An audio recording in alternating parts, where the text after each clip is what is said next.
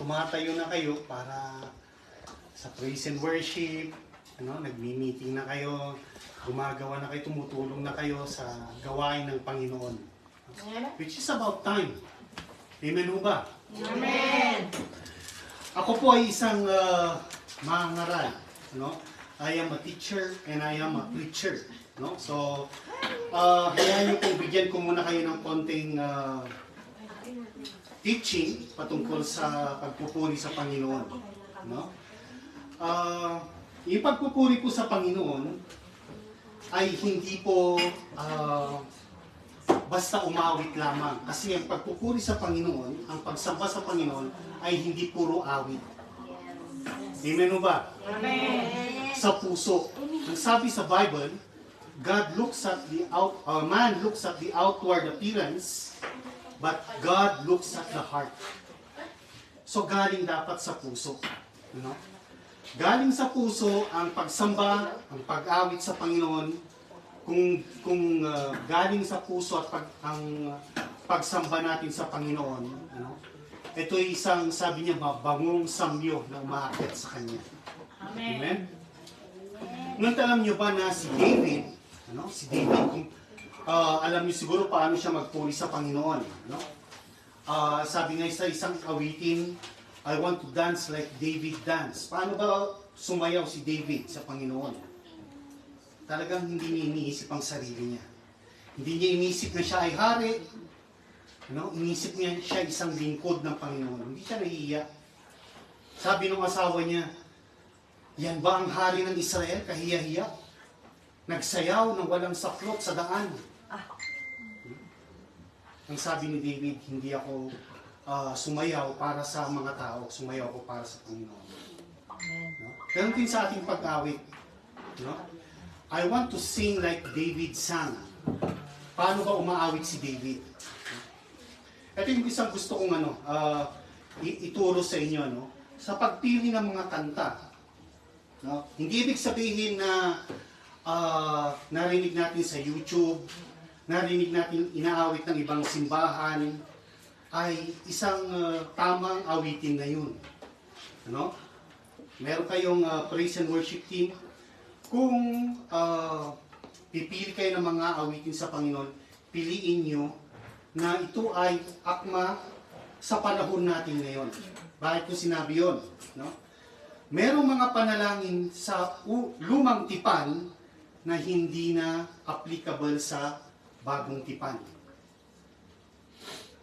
Alam niyo ba na kung manalangin sila noon sa lumang tipan, Panginoon, huwag mo pong hayaang hindi maparusahan yung taong yan. Pwede pa rin ba tayo manalangin ng ganun? Hindi na. So, hindi na applicable. Na, Lord, ipaghiganti mo ako sa taong yan. Singilin mo siya sa lahat ng ginawa niya sa akin. Ganun actually manalangin si David. So, hindi kayo pipili ng mga awitin na hindi na akma sa panahon natin ngayon. Maganda yung isang inawit nating opening song natin kanina. Create in me a clean heart, O God, and renew a right spirit within me. Applicable pa ho ba sa panahon natin ngayon yun? Actually, panalangin ni David yan Create in me a clean heart, O God, and renew a right spirit within me. Alam niyo ba na yun ay isang panalangin ng hindi pa totally na born again? Alam niyo ba na yung awitin na yun ay, although napakaganda, ay hindi na applicable sa panahon natin ngayon. Bakit? Kasi yun po ang ginawa na ng Panginoong Jesus. He created a clean heart in us. So if you are a born again, meron kang malinis na puso. Hindi mo lang alam. But every born again Christian has the Spirit or the fruit of the Spirit in him. Nasa kanya yung Spirito o yung frutas, bunga ng Spirito. Ano yung bunga ng mga Spirito? Love, joy, peace, patience, kindness, goodness, long suffering, faith. Nandun yung love. No? Nandun yung new spirit. Born again means being born from above, bagong nilalang. When we ask the Lord, create in me, O God, a clean heart and renew a right spirit, actually yun ang ginawa ng Panginoon. Ang pangako niya sa mga tao, sa kanyang mga disipulo noon, sabi niya, nung bago siya umakyat sa langit, sinabi niya, no, magantay kayo sa Jerusalem hanggang matanggap niyo yung kakayanan, yung power. No? Pero yun, nag-resurrect ang Panginoon, nakita na nila na buhay ang Panginoon, pwede na silang mag-preach, pero hindi sila pinayagan ng Panginoon. Sabi niya, huwag muna kayong mangangaral, huwag muna kayong magtuturo, antayin niyo na kayo ay mapuspos ng banal na spirito. No? Kailan nila tinanggap yung banal na spirito na yun? On the day of Pentecost, Acts chapter 2. Ano? Habang inaantay nila, sabi ng Panginoon, after 40 days, umakyat ang Panginoong Jesus sa langit, nagantay pa sila ng 10 araw bago sila napuspos ng banal na spirito. Pero ang sabi, ang pangako ng Panginoong Jesus, kapag napuspos kayo ng banal na spirito, hindi na siya aalis sa inyo. Meron na kayong bagong spirito. Yung spirito ng Panginoon, yun ang bumabago sa spirito natin. Amen. Naintindihan niyo ba ang ibig kong sabihin? Yung panalangin nila noon, maraming panalangin noon na hindi na applicable ngayon. Si Moses, kung manalangin siya noon, nananalangin siya bilang tagapamagitan sa Israel at sa Diyos. Pero nung namatay at nag-resurrect ang Panginoong Jesus, sabi sa Bible, there is only one mediator between God and man.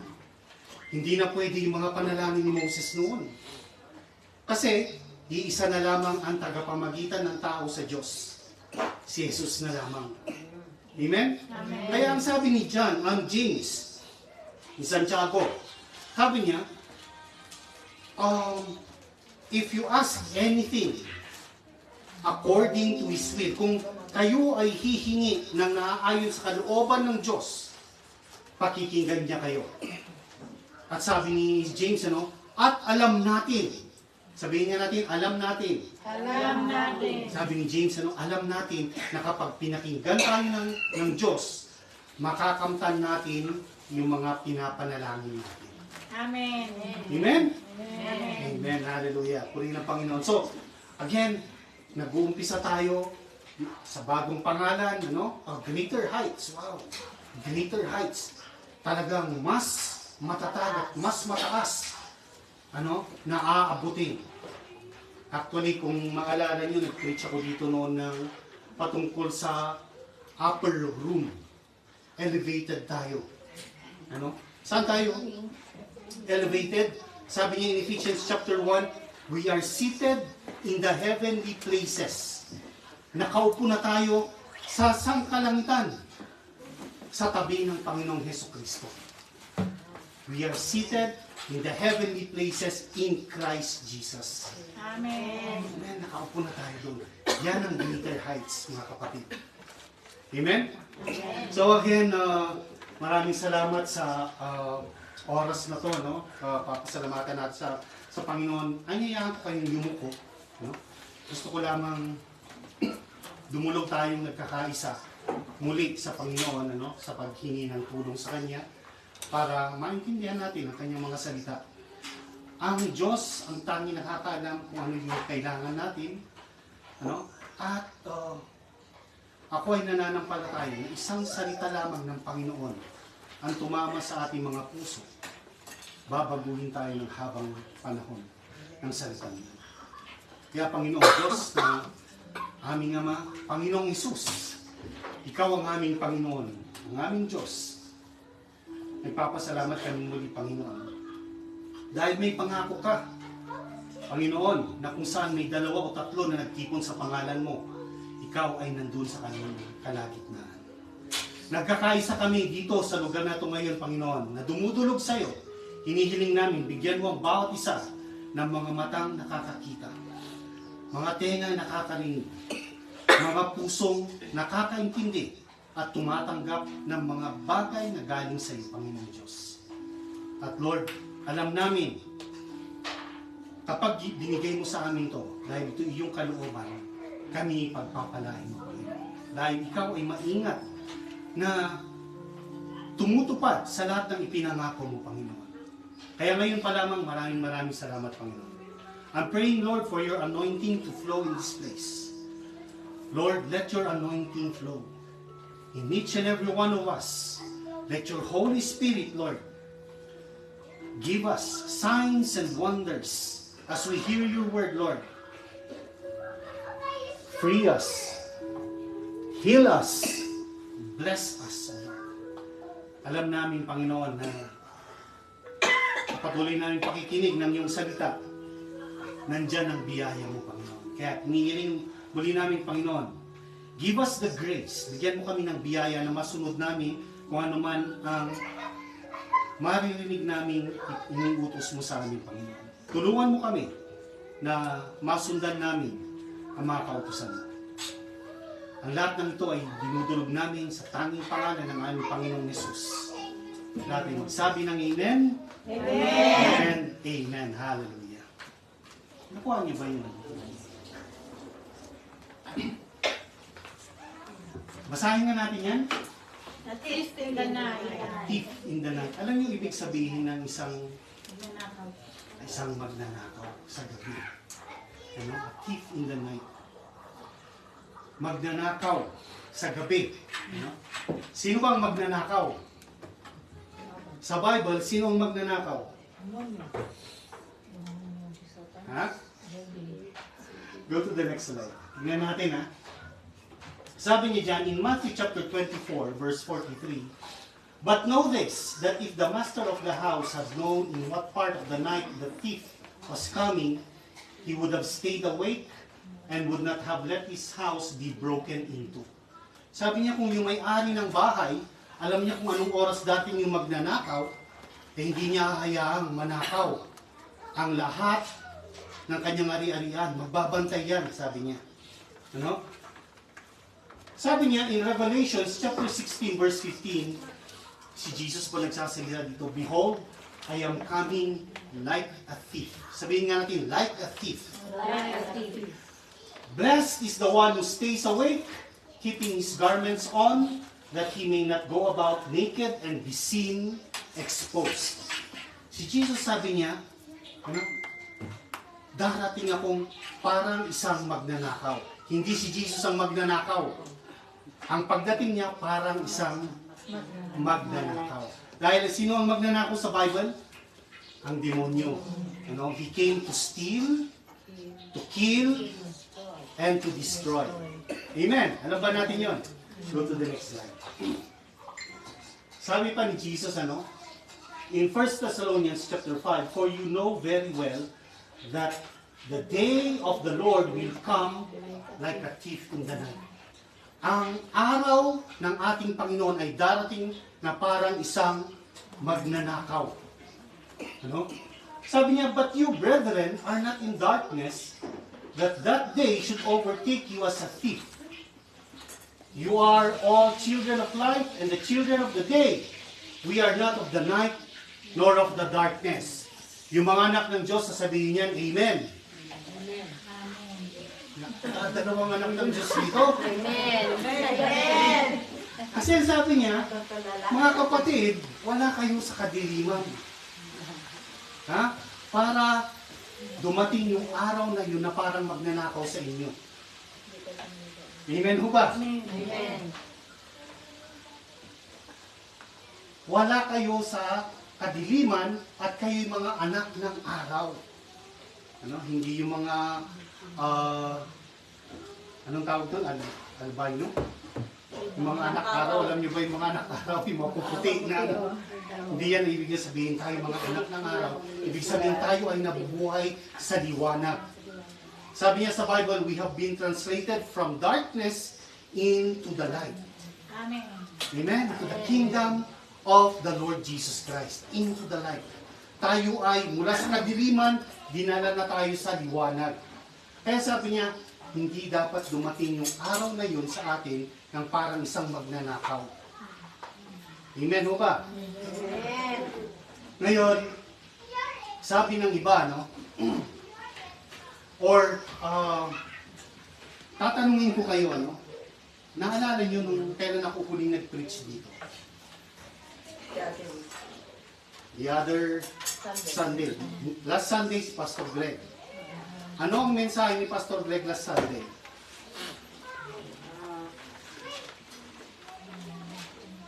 Kung nakalimutan nyo yun, sigurado nakalimutan nyo yung preach ko nung last Sunday.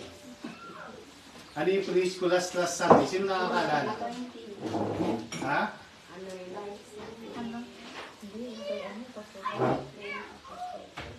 Ay, yung kay Yung kay Pastor Greg, stewardship. Naalala niyo na? Yung sa akin last Sunday, ano yung naituro ko? The sign of Jonah. Yan ang kagandahan kapag meron kayong notes. Ni Sister Evelyn, nagno-note siya. Nung nag-uumpisa ako noon, lagi ako may notes. Marami akong notes ng mga preachings. Kasi meron tayong babalikan kung kinakailangan. Naalala niyo, sinabi ko sa inyo, kapag na-bless kayo sa isang mensahe, kailangan balikan ninyo. Kasi parang pagkain yan. Yung salita ng Diyos, yung mensahe ng Diyos, ano? Yung salita ng Diyos, sabi niya, parang pagkain yan. Pagkain yan ng spirito natin. No? Man shall not live by bread alone, but by every word that proceeds out of the mouth of God. Amen. Amen? Kaya dapat, kung nasarapan kayo sa adobo na kinain nyo kagabi, sa tingin nyo, hindi na kayo kakain ng adobo ulit. Babalikan. Babalikan uli natin, di ba? Kasi nasarapan ka. Ang sarap ng adobo ni Sister Ilde. Gusto ko uli yun. Sister Ilde, magluto ka nga uli ng adobo. Parang ganun. So, yung sinasabi ko sa inyo, when you take notes, ano, yan yung part ng growth kasi natin. Matututo kayong mag-aaral. Kasi yan ang bilin niya sa Bible eh. Ang isang mananampalataya ay dapat nag-aaral ng salita ng Diyos. Amen. Amen. Gusto ko lamang balikan, ano? Can you go to the next slide? Ano ba yung next slide natin? Sige. Ito ang sabi niya sa Hebrews chapter 10 verse 25, ano? Huwag nating pabayaan ang ating pagtitipon-tipon na gaya ng ugali ng iba, kundi mga aralan tayo sa isa't isa, lalo na ngayon nakikita na natin na nalalapit na ang araw. Nakikita niyo pa na nalalapit na talaga ang araw? Amen. Ha? Nalalapit na po ang araw. Kaya ang sabi niya, hindi naman magbibigay ng kautusan ang Panginoong Diyos na, kung hindi ito mahalaga eh. Sabi niya, do not forsake to assemble together. Huwag ninyong kakaligtaan, huwag ninyong pababayaan ang pagtitipon-tipon. No? Huwag ninyong kakaligtaan. Anong sabi niya dyan? Gaya ng ugali ng iba. So may noon pa lamang pala, yung panahon nila Paul, meron ng mga Kristiyano na ganyan ang ugali. Pinababayaan o kinaliligtaan ang pagtitipon-tipon. Wag po. Ano? Merong malaking dahilan ang Diyos kung bakit niya sinabing wag natin kakaligtaan ito. Huwag natin pababayaan. Kung ikaw ay isang mananampalataya, ano, huwag kayo magagalit sa akin. Ang binabasa ko po ay salita ng Diyos. Ang sinasabi niya dyan, lalo na nakikita natin palapit na ang araw. Nalalapit na ang araw. Ano yung araw na yun? Yung pagdating ng Diyos. Ano? Yung pagdating ng Panginoong Jesus. Yung second coming, kung naiintindihan ninyo, dalawang yugto ang second coming. Yung unang yugto ng pagdating ng Panginoon, hindi po siya bababa dito sa lupa. Doon lamang siya sa langit, in the clouds of the air. Tayo ang aakyat at sasalubong sa Kanya doon. yung ikalawang yugto, babalik ang Panginoon, bababa na siya dito sa lupa, at kasama tayong babalik. Naintindihan niyo ba yun? Ano? Kaya ko na i-preach sa inyo yung sign of Jonah. Go to the next slide. Ano yung sign of Jonah? Tingnan niyo ang sabi niya sa Joel chapter 2. In Joel chapter 2, verse 30 and 31, I will show wonders in the heavens and in the earth, blood and fire and pillars of smoke. 31, the sun shall be turned into darkness. Ano yung sun will be turned into darkness? Solar eclipse. And the moon into blood. Ano yun? Ha? Yun naman yung lunar eclipse. Blood moons. Before the great and terrible day of the Lord come. Bago dumating yung araw ng Diyos, sabi niya, ito yung mga mangyayari. The sun will be turned into darkness. Magkakaroon ng solar eclipse. Nagkaroon ba ng solar eclipse? Yes. Kailan? Ito lamang April. Nagkaroon, April 8. Nagkaroon ng solar eclipse. Balikan niyo kung ano yung preach ko nung time na yon about the solar eclipse. Kasi alam niyo ba na after nagkaroon ng solar eclipse, may mga nangyari sa mundo? Mga kakaibang mga signs na nangyari sa mundo. Actually, bago nagkaroon ng solar eclipse, nagkaroon ng malalakas na lindol sa iba-ibang lugar. Iba yan yung mga signs na sinabi natin Panginoon in Matthew chapter 24. Nung nagkaroon ng solar eclipse, after how many days, inatak ng Iran ang Israel. Nakikigyera sila sa mga Hamas. Tapos biglang nakigyera naman ang Iran sa Israel. Alam niyo ba na lahat ng yan ay nasa Bible? Prophecies po yung mga yan. Na natutupad sa mga mata natin, sa harapan ng ating pagkatao, sa ating henerasyon. Sabi ko, bakit kailangang ipanganak tayo sa panahon na ito? Bakit kailangan mabuhay tayo na makikita natin itong mga bagay sa panahon natin? Ba't hindi na lamang tayo ipinanganak nung wala pa mga gerang ganyan? Bakit hindi tayo ipinanganak nung time ni Jesus? Para baka naging disciple din tayo or apostle tayo noon. Bakit kailangan ngayong panahon na ito, tayo nabubuhay at nakikita natin ang mga bagay na ito? Dapat tinatanong natin ang sarili natin. Lord, ano yung purpose? Bakit nandito ako ngayon? Kasi believer po tayo. Mananampalataya po tayo. Dapat alam natin kung ano yung dahilan kung bakit tayo nabubuhay sa panahon na to. Bakit nanampalataya tayo? Bakit dumating sa panahon na ito na doon tayo nanampalataya at naglilingkod sa Diyos? Bakit hindi noon? Merong malaking dahilan ng Panginoon dyan. Ang bawat nangyayari sa buhay natin, may dahilan ng Panginoon. Kung hindi natin matatagpuan yun, sabi ng isang awitin, hanggat hindi mo natagpuan ang punot dulo ng lahat, lahat ay masasayang lang, lahat ay mawawalan ng saysay. Hanggat hindi mo natatagpuan yung nagsabing siya ang simula at ang hangganan. Sino yung nagsabi ng siya ang simula at hangganan? Sigurado ba kayo? Kay Jesus ang nagsabi nun, ako ang simula at ang hangganan.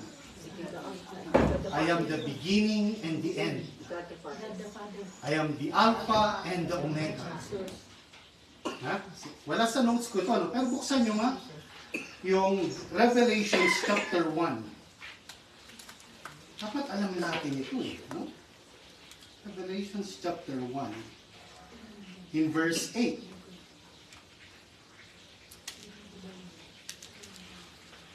Verse 7. Start natin sa verse 7. Ano sabi niya dyan? Revelations chapter 1 verse 7. Behold, He comes with clouds, and every eye shall see Him, and they also which pierced him. And all kindreds of the earth shall wail because of him. Even so, amen. I am Alpha and Omega, the beginning and the ending, saith the Lord, which is and which was and which is to come, the Almighty. So sino po nagsabi? Jesus. Panginoong Diyos. Ang Panginoong Diyos. Tama po yun. No? Si Jesus kasi, sinabi ni Jesus yun, sinabi rin ng Diyos Ama.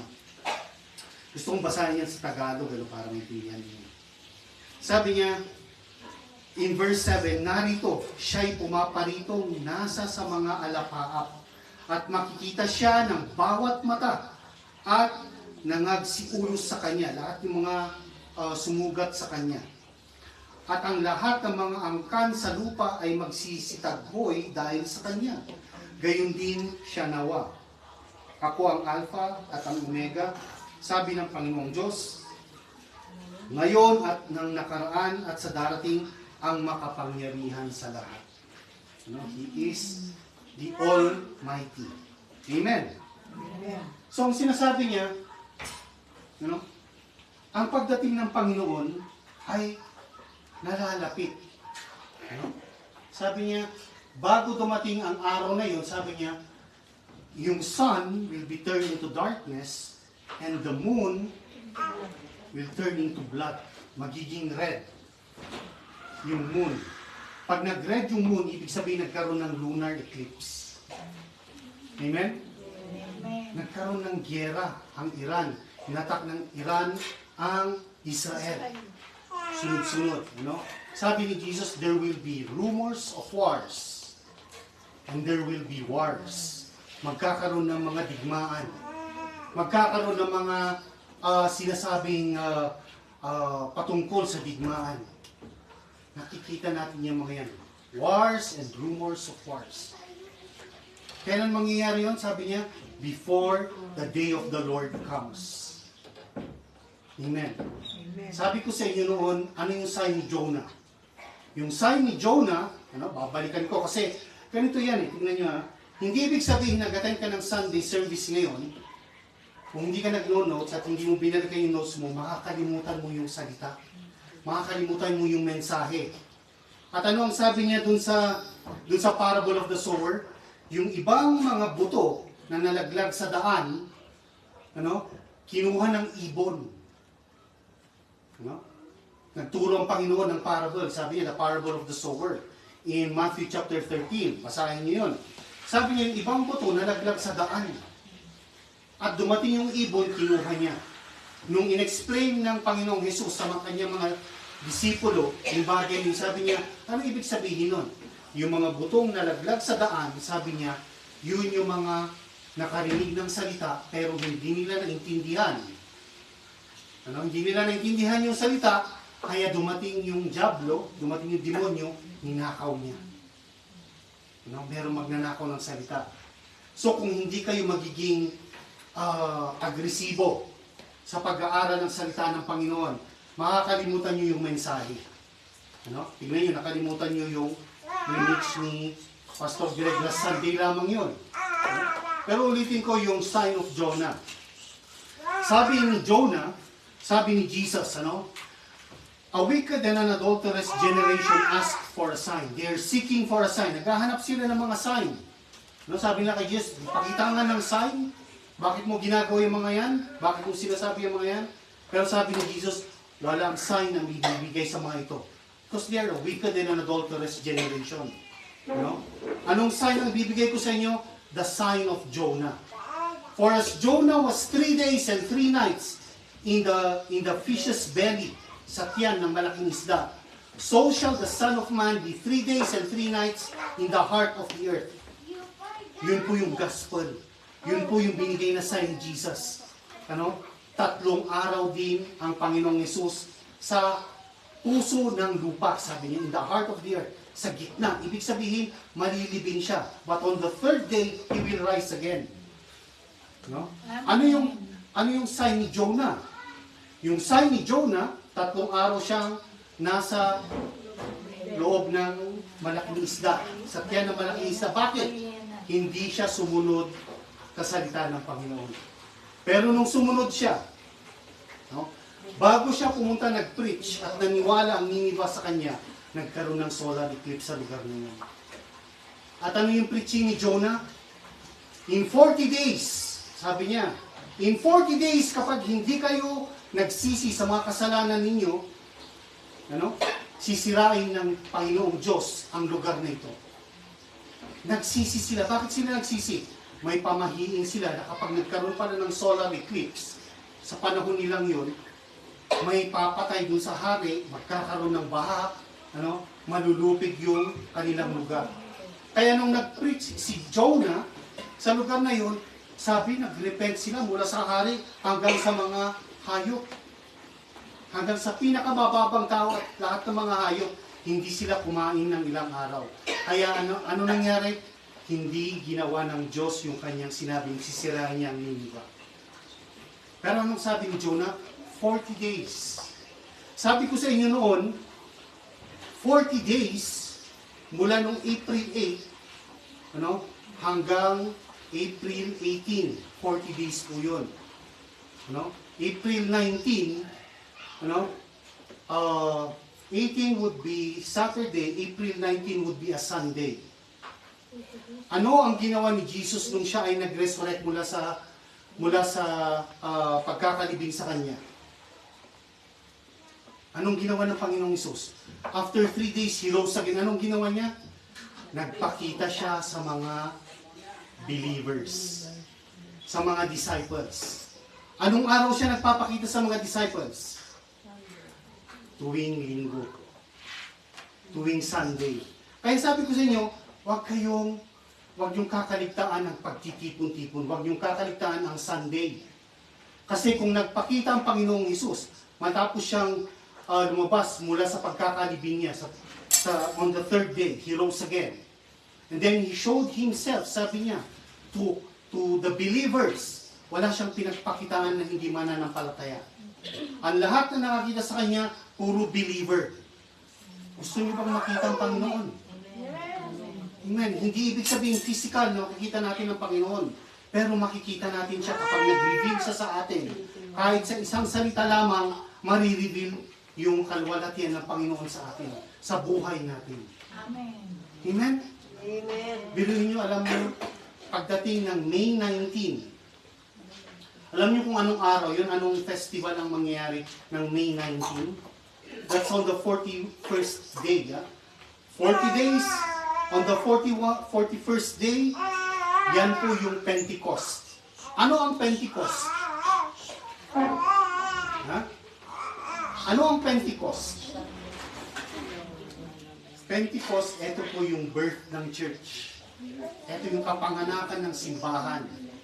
Ito yung sinabi ng Panginoon nung nagpaalam siya. After 40 days, on the 40th day, nagpaalam siya sa kanyang mga disciples. Sabi niya, maghantay kayo sa Jerusalem. Huwag kayong lalabas sa Jerusalem.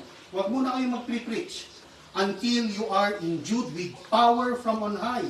Hanggang sa mapuspos kayo ng banal na spirito, then you will be my witnesses. Doon pa lamang kayo mag-preach. At pagkatapos ng 10 araw, sabi niya, they were in the upper room. Nagtitipon-tipon sila, nagkakaisa sa isang lugar. Tulad ng ginagawa natin ngayon, nagtitipon-tipon tayo, nagkakaisa. Nakikinig ng salita ng Panginoon. Anong sabi doon? Acts chapter 2, there was a mighty rushing wind. May malakas na hangin. Pumasok sa kanilang kinalalagyan. And cloven tongues of fire sat on them. May mga dilang apoy na naupo sa kanila. Doon sila napuspos ng banal na spirito. Yun po ang Pentecost. This coming May 19, after 40 days, mula nung nag-eclipse, may Pentecost, celebration ng Pentecost na naman. Tingin natin, coincidence ang lahat ng ito? Maaari. Pero paano kung hindi coincidence? Sinasabi ng Panginoon, gusto niyong mapuspos ng banal na spirito? Kasi alam niyo, hindi ibig sabihin na born again kayo, puspos na kayo ng banal na spirito. Kailangan naisig nyo ito, kailangan ninyo ito. Amen? Pag na-born again ang isang tao, maninirahan sa kanyang banal na spirito. Pero iba yung mapupuspos ka ng banal na spirito. Alam niyo po yung isang basong tubig. Yung isang basong tubig, pag nilagyan mo ng, yung isang baso, pag nilagyan mo ng tubig, nasa loob yung tubig. Amen? Pero kung yung tubig na yon, inilubog mo sa isang drum, napuspos yung basong yun ng tubig. Yun ang ibig sabihin na mapuspos tayo ng banal na spirito. So hindi lahat ng mga mananampalataya ay puspos ng banal na spirito. Hindi niyo napansin, mahirap ang tumayo sa harapan. Parang may papasok kayo, nakakahiya. May papasok sa'yo, anong sasabihin ko? Bakit natatakot ang isang mananampalataya na pumunta sa bahay, sa kanyang bahay ng kapitbahay, sa kanyang mga mahal sa buhay? Bakit siya nahiya mag-share about the Lord Jesus? Wala siyang kakayanan.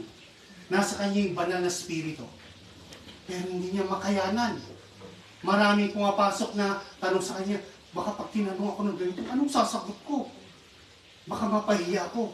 Anong sasabihin nila? Mas mayaman pa sila sa akin. Ano? Tapos makikita nila, ganito lang ang buhay ko, tapos mag-preach ako sa kanila about Jesus. Maraming kahihiyan, maraming takot ang dumarating sa isang mananampalataya na hindi puspos ng banal na spirito.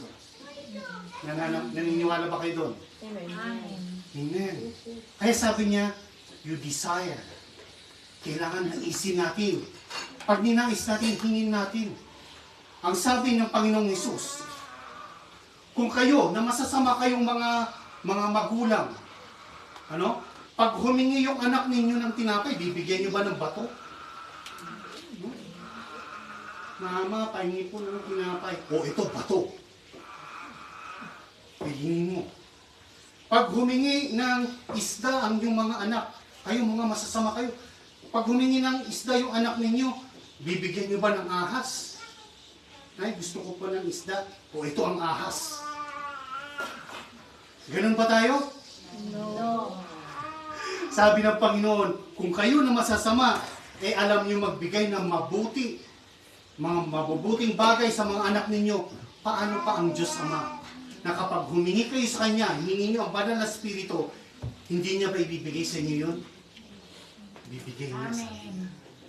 Kapag sinabi natin, Lord, puspusin mo po ako ng banal na spirito. Sabi ni James, in the book of James, if any of you lack wisdom, let him ask the Lord, but let him ask in faith. Kapag humingi kayo sa Diyos, humingi kayo ng nananampalataya.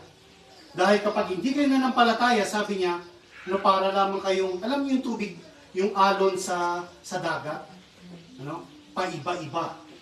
You will be like a wave tossed to and fro. Babalik, pupunta, babalik. Pupunta, babalik. Yan ang ibig niya sabihin kapag nagdadoubt tayo. Then sabi ng Panginoon, kapag humingi tayo ng isang bagay, manampalataya kung ayon sa kalooban niya yun, manampalataya ka na nasa iyo na. Amen? Amen. Kapag humingi ka ng wisdom, sabi niya, manampalataya ka na may wisdom ka. Si Solomon, nung humingi siya ng wisdom, sabi niya, sinabi ng Panginoon sa kanyang panaginip. Ano ang gusto mong ibigay ko sa iyo? Ang sabi ni Solomon, Lord, na magkaroon ako ng talino para mapanunuan ko itong bansang ibinigay mo sa akin. Amen. Sabi ng Panginoon sa akin, dahil yan ang hiningi mo, hindi ka humingi ng kayamanan, hindi ka humingi ng buhay ng iyong mga kalaban, lahat ng mga hindi mo hiningi, ibibigay ko pa sa iyo. Kinaumagahan, anong test ang nakita ni Solomon para malaman niya meron na siyang wisdom? Merong dalawang magulang na sabay nagkaroon na nanganak. Pero nung natutulog sila ng gabi, yung isang nanay, nadaganan niya yung anak niya namatay. Habang natutulog yung isang nanay, pinagpalit niya yung mga anak nila. Nung magising yung nanay na sabi niya, hindi ito yung anak ko. Yan yung anak ko. Siyempre, nag-away sila ngayon. Dinala sila sa harapan ni Solomon. Ang sabi ni Solomon, yung buhay na batang yan, hatiin nyo. Buha ka ng espada, hatiin nyo. Yung kalahati, bigay mo sa nanay na yan. Yung kalahati, bigay mo.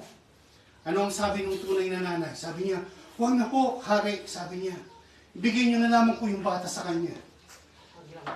Huwag lang patayin. Ang sabi ni Solomon, yan ang tunay na ina. Ibigay nyo yung bata sa kanya. May wisdom na siya. Amen? So kapag humingi tayo ng wisdom sa Panginoon, sa tingin nyo, may wisdom na kaagad kayo? Dapat manampalataya tayo na meron, pero meron pagsubok na darating. Amen. Nabibigyan tayo ng sitwasyon. Kaya kapag humingi naman kayo, hiningi nyo, Lord, puspusin mo nga po ako ng banal na spirito. Sigurado Sister Suriel, pag nag-lead ng praise and worship dito, lahat mapupuspos, lahat pagpupuri sa Panginoon. Amen. Naintindihan niyo ba ibig ko sabihin? Amen. Ganyan po tayo dapat lumapit sa Panginoon. Pero ang sabi niya, gusto niyong for 40 days, nagpakita ang Panginoon every Sunday. Nagpapakita sa Panginoon. Huwag po kayong absent. Kung po pwede po, huwag kayong absent ng every Sunday. For the next 6 weeks, 5 weeks, 5 weeks na lang siguro ang natitira. Huwag kayong umabsent. Hingin niyo sa Panginoon, Lord, sana makita kita. Sana makita ko ang kabutihan mo sa buhay ko. And let the Lord reveal Himself to you. Kasi kung a-attend lamang kayo ng church, para dumami lamang yung bilang natin, sayang po. Kaya tayo nandito dahil gusto nating maglingkod sa Panginoon, gusto nating paglingkuran tayo ng Kanyang salita, gusto nating lumago. Gusto natin magkaroon tayo ng pagsasalong buhay, tayong magkakapatid. Ganon ang nangyari nung ipinanganak ang church in Acts chapter 2. Amen? Pag-aralan natin yung salita ng Panginoon. Namnamin natin kung ano yung naririnig natin dito. So sabi niya, bago dumating yung araw na yon, magkakaroon ng solar eclipse, magkakaroon ng lunar eclipse, bago mangyari ang lahat ng yon. Sabi ng ibang mga Kristiyano, hindi ba sabi sa Bible, walang nakakaalam kung kailan darating yung Panginoon? Can you go to the next slide? Ano yung next slide na? Sabi niya in Matthew chapter 24, in verse 36, hanggang 43 to, sabi niya, but of that day and hour, no one knows, walang nakakaalam. Yung araw na yun, at saka yung oras na yun, walang nakakaalam. Not even the angels of heaven, but my Father only. Sino nagsasabi nito? Si Jesus. Sabi niya, but as the days of Noah were, so also will be the coming of the Son of Man. For as in the days before the flood, they were eating and drinking, marrying and giving in marriage, until the day that Noah entered the ark, and did not know until the flood came and took them all away. So also will be the coming of the Son of Man. Nagsasaya yung mga tao, nagiinuman daw sila, nagkakainan, nagpapakasal. Pero hindi nila namalayan nung pumasok na si Noah sa kanyang arko. Bigla na lamang kinuha sila ng dilubyo. Kinuha sila ng tubig. Bigla. Actually, pag pinag-aralan natin, ganun na ganun ang pagkuha ng Panginoon, ang pagdagit ng Panginoon sa kanyang simbahan. Biglaan. Magugulat na lamang ang mundo. Bakit wala na si sister na ganito? Bakit wala na yung kapitbahay kong Kristiyano? Bakit hindi ko na nakikita yung kamag-anak kong laging nag-church, laging nag-fellowship? Bakit wala na yung nagsasabi sa akin, nag-iimbita sa akin, halika, punta tayo sa church? Bakit wala na? Magugulat na lamang ang mundo. Kinuha na pala tayo ng Panginoon.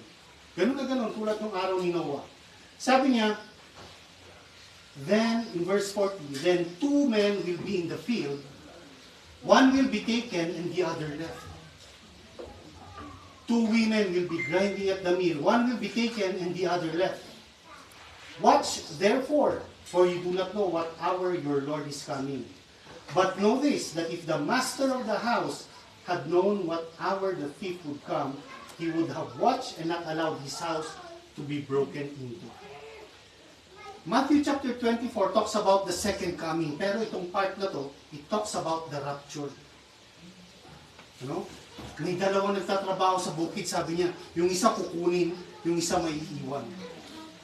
Dalawang babae ang nagtatrabaho, sabi niya, yung isa kukunin, yung isa may iiwan. Sino gustong maiwan? Good. Ayun na. Ha? Sino gustong makuha? Amen. Tayo yun makukuha. Ha? Pero dapat, sabi niya dyan, walang nakakalam, but of that day and hour, no one knows it.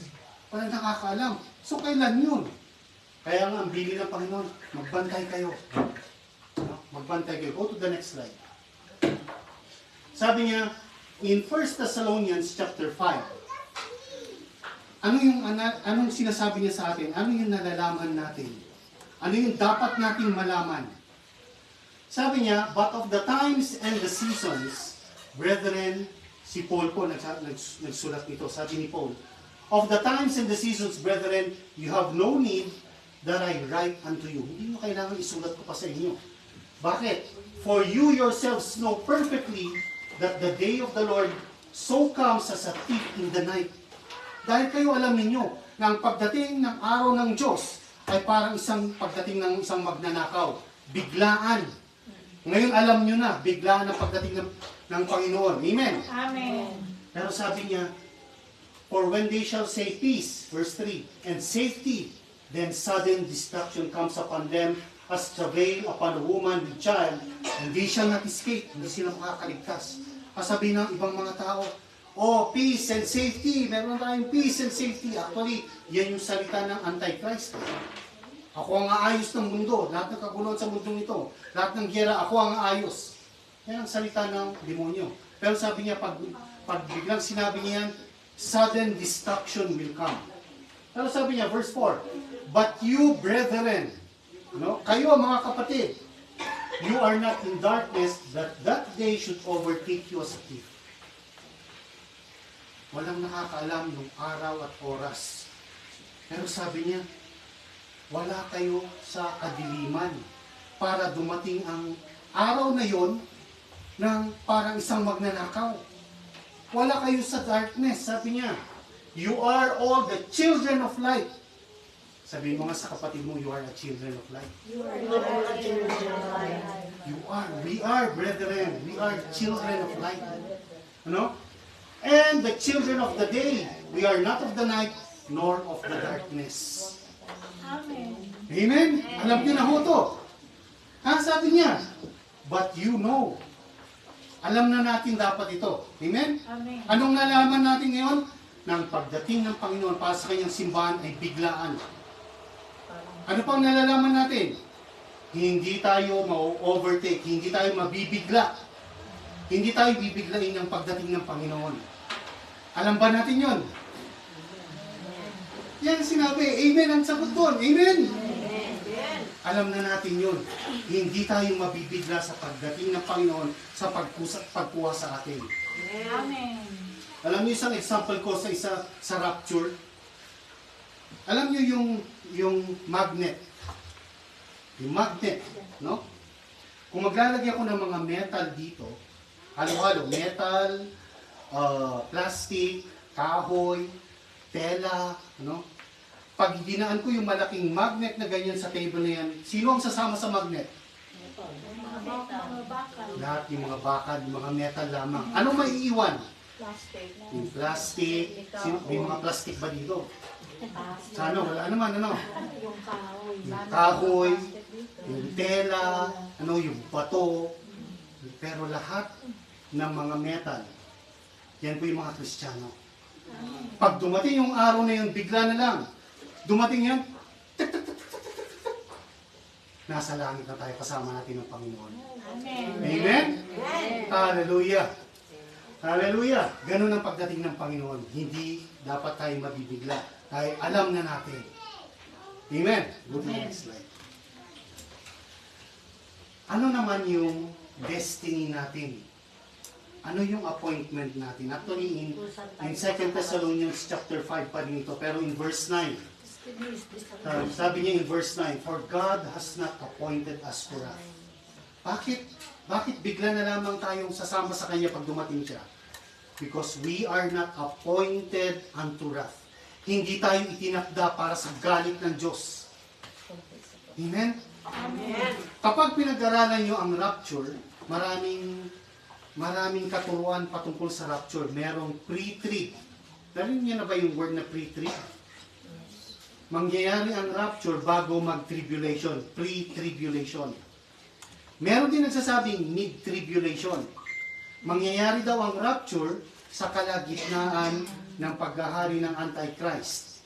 The Antichrist will reign for 7 years. Ang the 3.5 years doon pa lamang mangyayari ang rapture. Meron man nagsasabing post-trib. Ang lahat daw muna ng mga Kristiyano dadanas muna ng tribulation, ng hirap dito sa lupa. Pero ang sabi niya dito, we are not appointed unto wrath. Hindi gusto ng Panginoon na masama tayo sa kanyang galit. Amen. Amen. We are not appointed unto wrath, but to obtain salvation by the Lord Jesus Christ, who died for us, that whether we wake or sleep, we should live together with Him. Amen. Gising tayo, tulog tayo. Tayo mabubuhay ng nasa Kanya. Hallelujah. No? Napakaganda. Tuwing binabasa ko to. Kaya, pag binasa niyo ang patungkol sa rapture, lagi sinasabi ni Paul, you comfort one another. Magpalakasan kayo sa mga salitang ito. You comfort one another with these words. Kasi alam niyo, pag binabasa ko to, wow, ang ganda naman ang ginawa ng Panginoon sa amin. Pero inyo, tinignan niya yung pamilya namin para masama doon sa kanyang pamilya, masama doon sa mga mariligtas. Hindi ba kayo happy doon? Na may pangako ang Panginoon, manampalataya ka sa akin, maliligtas ka at ang iyong sambahayan. Amen. Ang ganda ng pangako ng Panginoon sa atin. Hindi niya gustong nasa galit tayo. Sino ang dadanas ng galit ng Diyos? Lahat yung mga may iwan. Pero tulad ng sinabi ko sa inyo, ewan ko kung naalala nyo, nag-preach ako dito noon. Maraming maliligtas doon sa tribulation na yun. No? Kaya nire-record ko yung mga preachings ko. Kasi dati ng panahon, yung mga may iwan, makikita nila. Yung mga recordings natin, yung preaching natin dito sa BGH. Uy, meron palang naituro pala ito noon. Marami pang maliligtas on the Great Tribulation. Amen? Go to the next slide, please. Sabi niya, anong dapat natin gawin? No? Alam natin na hindi bigla ng pagdating ng Panginoon.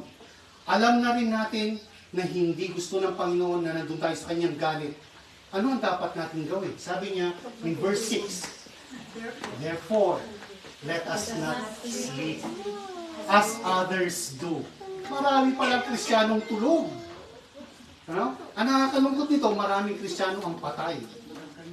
Kaya kailangan ng revival. Kailangan ma-revive. Ano? But let us watch and be sober.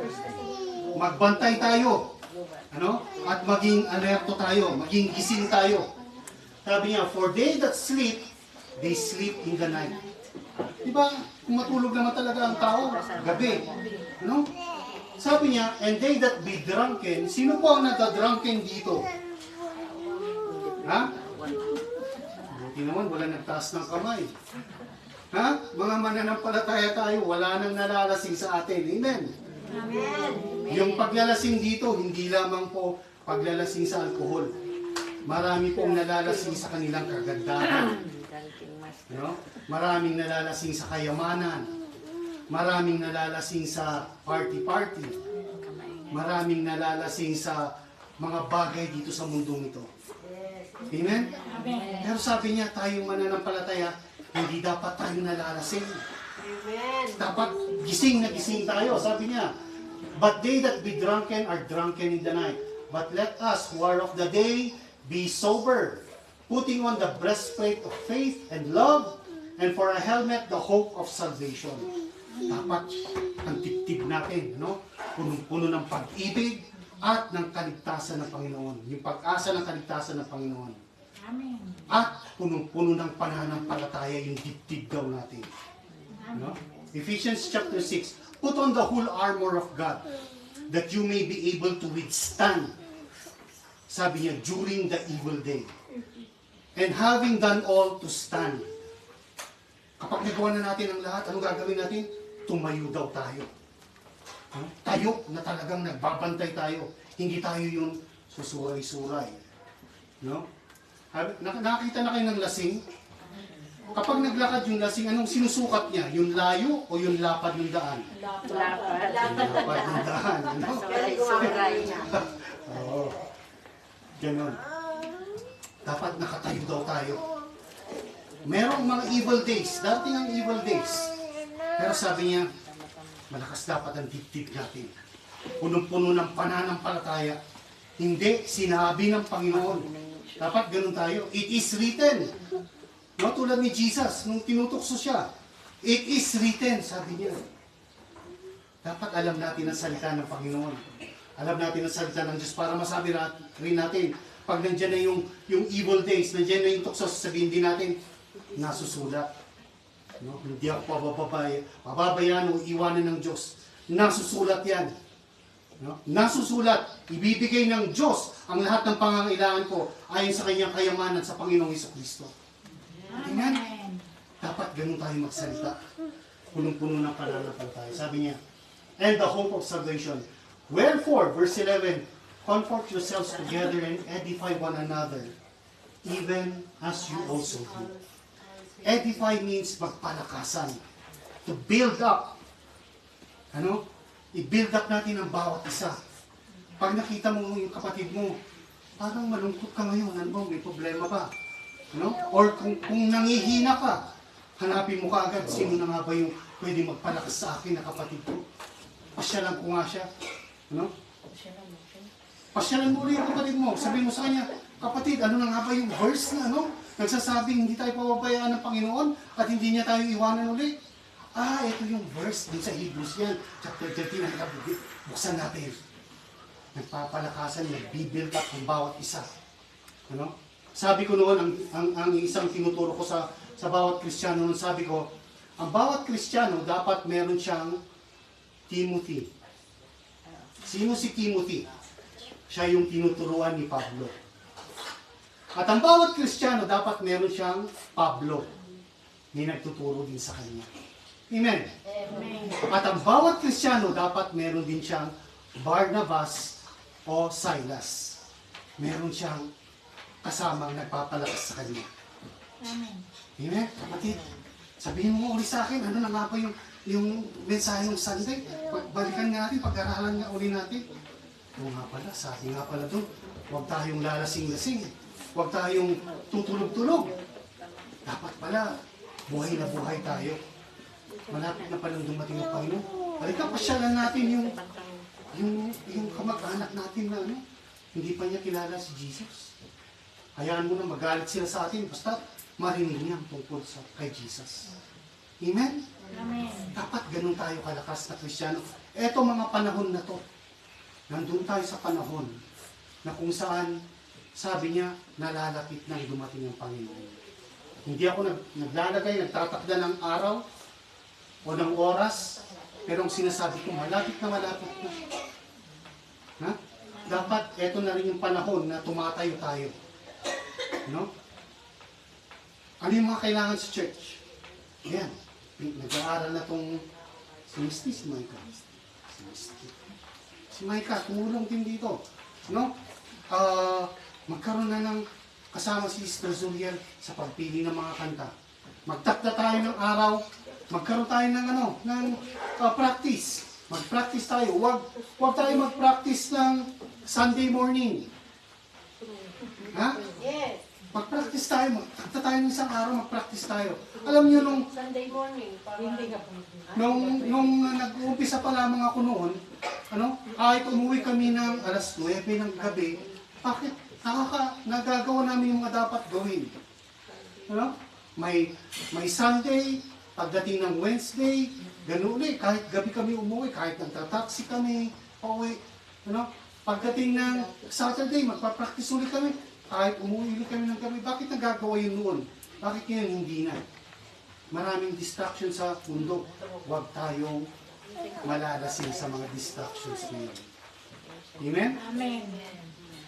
So, ngayong umagang ito, nalaman natin, ang pagdating ng Panginoon ay biglaan. Ang pagdating ng araw ng Panginoon ay parang isang magnanakaw sa gabi. Nalaman natin yun. Nalaman din natin na hindi gusto ng Panginoon na maiwan tayo. Amen. Amen?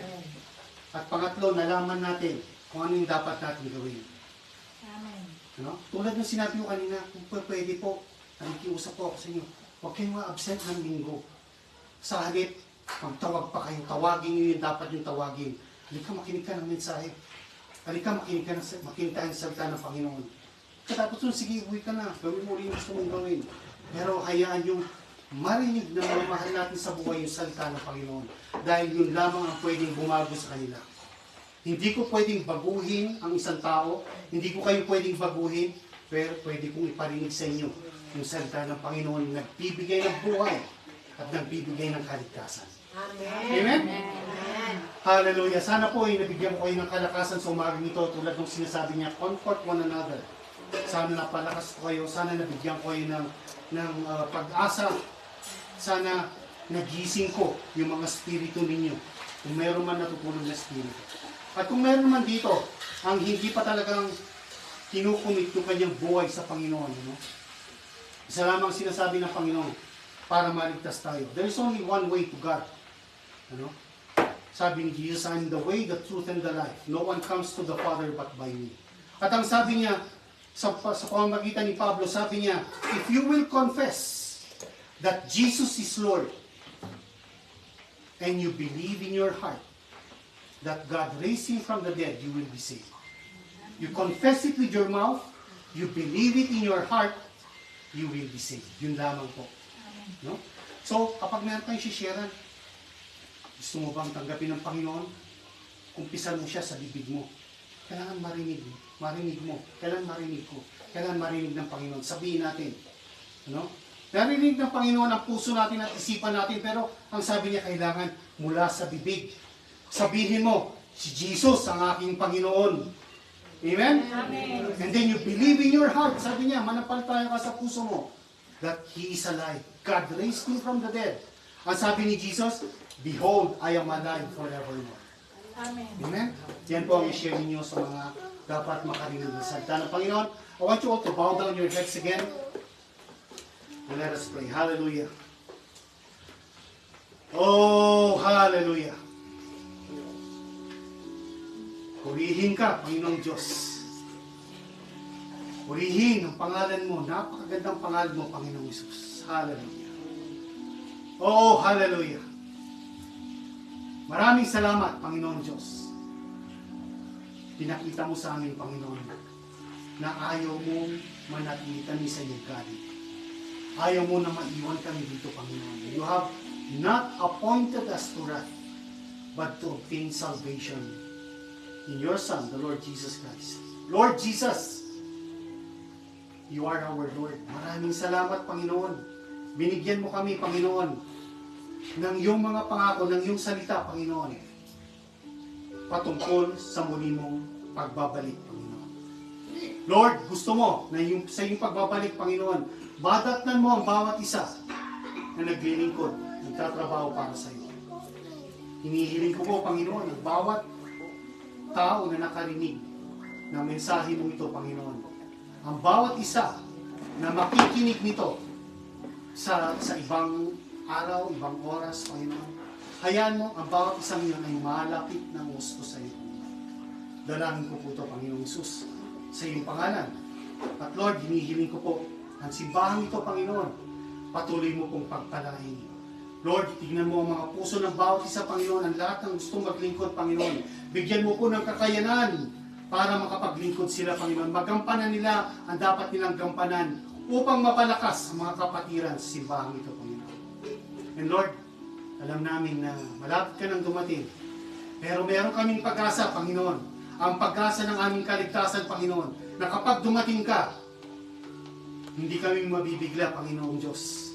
Hindi kami mabibigla, Panginoong Diyos. Bagkos, sasalubungin ka namin sa kalapara. We will meet you in the air together with all the saints, and we will be with you forever. Hallelujah. Hallelujah. Hallelujah. Sabihin nga natin, hallelujah. Hallelujah. Hallelujah, Panginoong Jesus. Hallelujah, Lord God. Hallelujah. We praise you and we worship you. We give you all glory, honor, and praises. In Jesus' name we say, Amen. Amen. Hallelujah. Maraming salamat. Mr. Julian.